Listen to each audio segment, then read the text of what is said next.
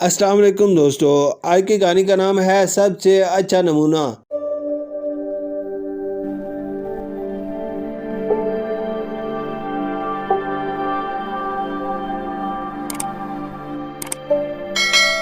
رسول اکرم صلی اللہ علیہ وسلم کا اسوہ حسنہ ہمارے لیے سب سے اچھا نمونہ ہے۔ حدیث و سیرت اور تاریخ کی کتابوں کے ساتھ ساتھ قرآن حکیم سے بھی واضح ہوتا ہے کہ اسوہ حسنہ کی زیادہ پیروی ہی اطاعت رسول صلی اللہ علیہ وسلم ہے۔ آپ صلی اللہ علیہ وسلم کو جو باتیں پسند تھی وہ ہمیں بھی پسند ہونی چاہیے، جو چیزیں آپ صلی اللہ علیہ وسلم کو ناپسند تھی وہ ہمیں بھی ناپسند ہونی چاہیے۔ آپ صلی اللہ علیہ وسلم مسلمانوں کو اخوت اور بھائی چارے کی سختی کے ساتھ تاکید فرماتے تھے، اس لیے ہمارا فرض ہے کہ ہر مسلمان کو اپنا بھائی سمجھیں۔ آپ صلی اللہ علیہ وسلم یتیموں کے والی، محتاجوں کے داتا، بیواؤں کے سرپرست، مسلمانوں کے رہبر، حتیٰ کہ کافروں اور مشرکوں کے لیے بھی رحمت تھے۔ رسول اللہ صلی اللہ علیہ وسلم کی اطاعت کا معیار دراصل ان کی اوصاف کو اپنانا ہے۔ مسلمانوں کے عادی برحق صرف رسول اللہ صلی اللہ علیہ وسلم ہو سکتے ہیں، دوسرا کوئی نہیں۔ پاکستان اسلام کا قلعہ ہے، مسلمانوں کا گہوارہ ہے، اس لیے ہر مسلمان کا فرض ہے کہ وہ پاکستان کی حفاظت اور اس کی فلاح و بہبود کے لیے انت تک کوشش کرے، تاکہ مسلمانوں کا یہ محبوب وطن جو اسلام ہی کے نام پر حاصل ہوا ہے غیروں کی شرارتوں کا شکار نہ ہو جائے۔ اللہ تعالیٰ اس کی حفاظت فرمائے اور ہم مسلمانوں کو سیسہ پلائی دیوار کی طرح متحد اور ناقابل تسخیر بنائے۔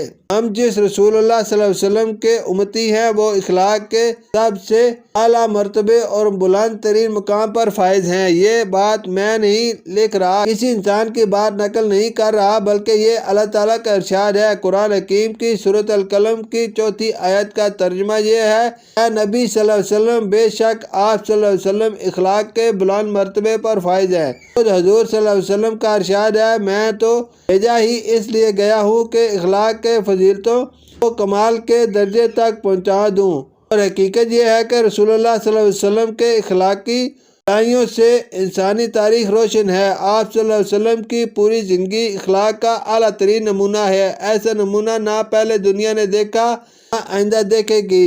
مسلمان ہی نہیں، غیر مسلم بھی، یعنی وہ لوگ بھی جو آپ صلی اللہ علیہ وسلم کو نبی نہیں مانتے، آپ صلی اللہ علیہ وسلم کے اخلاق کی بلندیوں کو ماننے پر مجبور ہیں۔ برطانوی مفکر جارج برنارڈ شاہ نے بھی ایک مرتبہ کہا تھا کہ اگر محمد صلی اللہ علیہ وسلم آپ اس وقت موجود ہوتے تو دنیا میں امن ہوتا۔ حضور اکرم صلی اللہ علیہ وسلم نے صرف اپنوں کے ساتھ ہی نہیں، رشتہ داروں کے ساتھ ہی نہیں، دوستوں کے ساتھ ہی نہیں، دشمنوں کے ساتھ بھی اخلاق برتے اور وہ عمدہ سلوک کیا جس کی مثال نہیں مل سکتی۔ ہم آپ صلی اللہ علیہ وسلم کے امتی ہیں۔ رسول اللہ صلی اللہ علیہ وسلم کی پاک زندگی ہمارے لیے ہر لحاظ سے بہترین نمونہ ہے۔ اگر ہم اس کے مطابق اپنی زندگی گزارنے کی کوشش کریں تو دین اور دنیا دونوں کی بھلائی کے دروازے ہمارے لیے کھل جائیں گے۔ آپ صلی اللہ علیہ وسلم اللہ تعالیٰ کے رسول صلی اللہ علیہ وسلم تھے، اس لیے محبوب تھے، لیکن آپ صلی اللہ علیہ وسلم ایک انسان بھی تھے۔ خود اللہ تعالیٰ نے آپ صلی اللہ علیہ وسلم سے کہلوایا ہے تو تم جیسا ہی ایک انسان ہو۔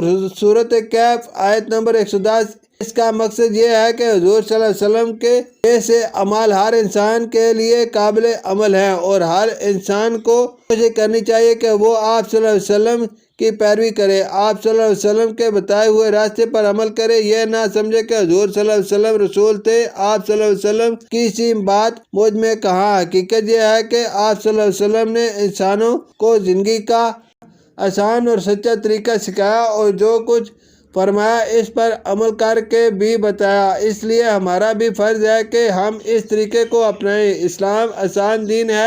اسلام ایسا طریقہ زندگی ہے جس پر عمل کرنے سے انسان کو تکلیف نہیں ہو سکتی، جس پر عمل کرنے سے انسان کو سکون اور خوشی حاصل ہوتی ہے۔ رسول اللہ صلی اللہ علیہ وسلم نے علم کو ہر مسلمان کے لیے فرض قرار دیا ہے۔